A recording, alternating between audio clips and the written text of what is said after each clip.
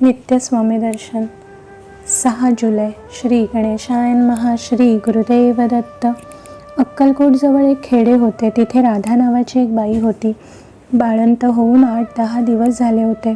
मूल जन्मल्यापासून आजारीच होते. वैद्यांनी खूप उपचार केले, परंतु उपयोग झाला नाही. मूल अत्यवस्थ झाले. राधा स्वामी भक्त होती. शेवटचा उपाय म्हणून ती आपल्या अत्यवस्थ मुलाला पांघरुणात गुंडाळून स्वामींपाशी आली आणि मुलाला स्वामींच्या चरणांवर ठेवावे म्हणून मुलाच्या डोक्यावरचे पांघरुण तिने काढले. तेव्हा तिच्या लक्षात आले की मूल मृत झालेले आहे. राधाने आकांत मांडला. हमसून हमसून ती रडू लागली. ती महाराजांना म्हणू लागली, स्वामी, तुम्ही माझे तारणहार आहात. अत्यवस्थ मुलाला तुमच्या पायावर घालावे म्हणून 6 कोस चालत आले. तुमच्या चरणांवर ठेवण्यापूर्वीच माझे मूल मरण पावले. मला या संकटातून सोडवा. मला माझे बाळ परत हवे हो स्वामी. बाईचा आकांत एवढा व्याकुळ करणारा होता की सेवेकरीसुद्धा द्रवले. स्वामींना राधेची करुणा आली. स्वामींनी बाळाला हातात घेतले, मुलाचे पाय धरले आणि एका विलक्षण वेगाने स्वामी बाळाला गरागरा फिरवू लागले. समोर एक चर खणलेला होता. त्या खड्ड्यात स्वामींनी मुलाला फेकून दिले. त्या मुलाने जिवंत होऊन रडून रडून आकांत मांडला.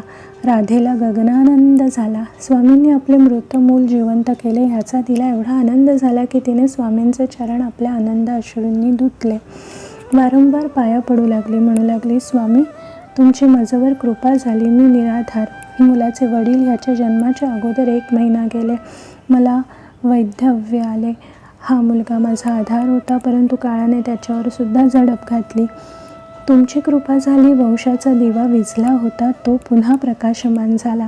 स्वामींनी राधेवर कृपा केली होती, परंतु गावातले एक तरुण द्वाड टोळके तेथे उभे होते. स्वामींचे कट्टर वैरी होते. त्यातला एक जण पटकन म्हणाला, मूल जिवंतच होते. गरागरा फिरवून महाराजांनी खाली आपटले म्हणून ते रडायला लागले, इतकेच.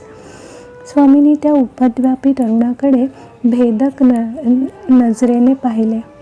मात्र त्या तरुणाचा जीव कासावीस झाला. मृत्यूदेवतेला स्वामींनी रिकाम्या हाताने परत पाठवले नाही. मृत्यूदेवतेचा रिकामा फास त्या व्रात्य तरुणाच्या गळ्यात पडला होता. श्री गुरुदेव दत्त. स्वामी विचार.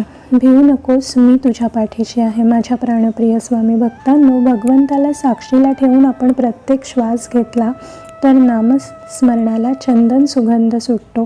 याचा सोपा अर्थ असा की आपण करीत असलेल्या प्रत्येक कामात भगवंताला साक्ष ठेवून गर्क झाले की फलाशा संपते आणि केलेले प्रत्येक कर्म उत्तम होते. भगवंत घरी येणार आहे म्हणून तुम्ही साधा केर काढलात तर जमीनच म्हणू लागते की आज किती छान वाटते आहे. याचा अर्थ असा की परमेश्वराच्या चरणांना केर लागू नये म्हणून जेव्हा केर काढला जातो तेव्हा प्रत्येकाचे पाय समाधान पावतात. श्री गुरुदेव दत्त. श्री गुरुदेव दत्त. श्री गुरुदेव दत्त.